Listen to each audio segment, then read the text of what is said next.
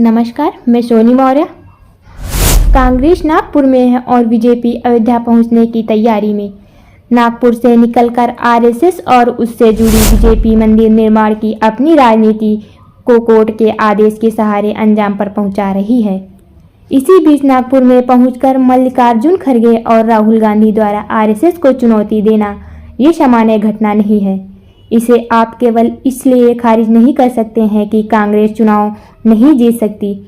इतनी हार के बाद एक राजनीतिक दल आरएसएस से लड़ने का ऐलान कर रहा है। इस तरह की राजनीतिक आपने पिछले 10 वर्षों में ना कभी देखी होगी और ना ही कभी सुनी होगी।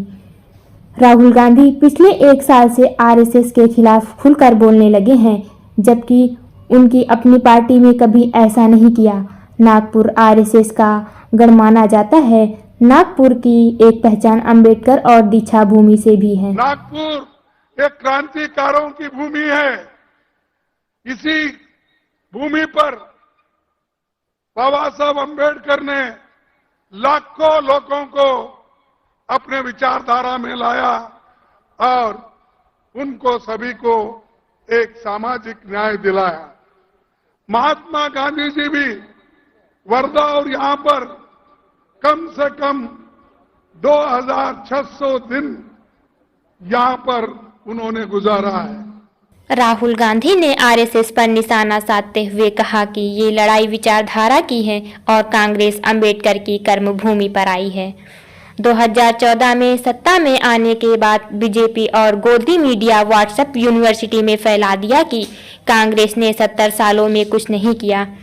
इस आरोप का जवाब राहुल गांधी ने अपने भाषण में दिया। लोग कहते हैं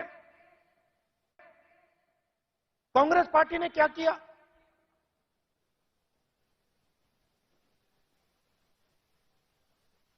आजादी से पहले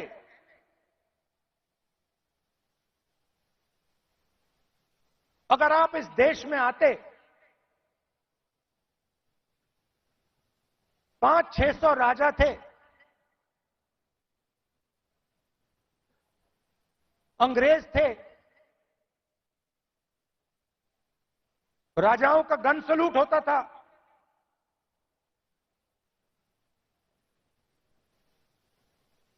किसी को 19 तोपों का सलूट होता था, किसी को 21 तोपों का सलूट होता था। अगर हिंदुस्तान की जनता को इस देश में कोई अधिकार नहीं था, कोई अधिकार नहीं था,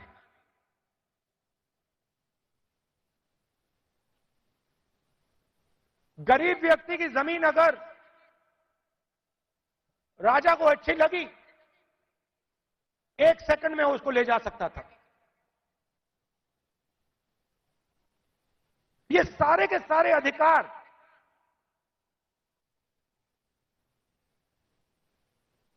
जिनकी रक्षा कॉन्स्टिट्यूशन करता है,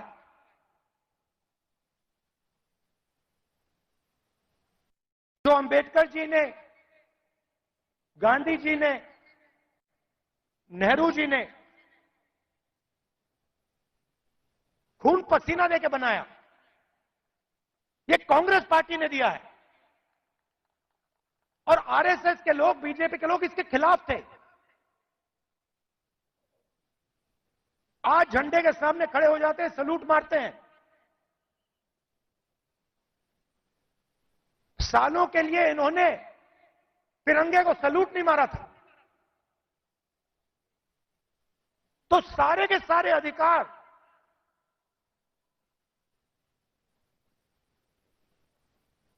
कॉन्स्टिट्यूशन से मिलते हैं।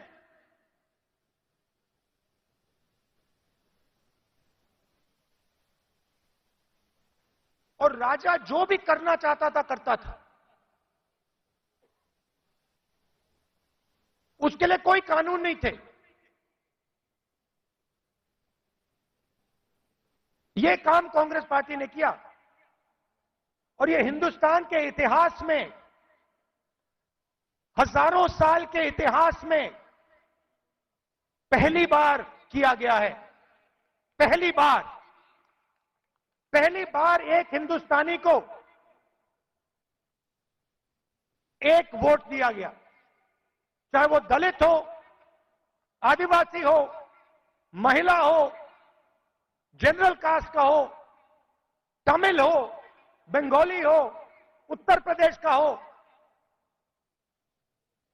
हिंदुस्तान के हर नागरिक को कॉन्स्टिट्यूशन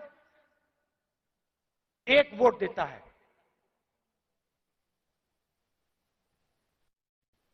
यह कांग्रेस पार्टी ने किया। गांधी जी जेल गए, नेहरू जी जेल गए, अंबेडकर जी ने सालों संघर्ष किया।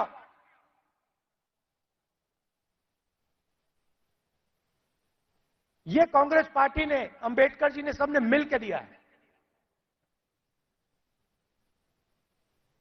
हमारी विचारधारा कहती है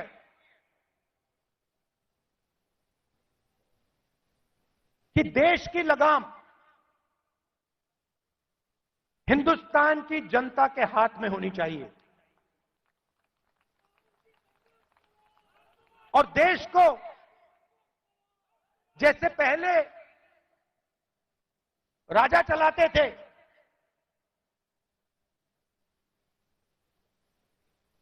वैसे नहीं चलाया जाना चाहिए।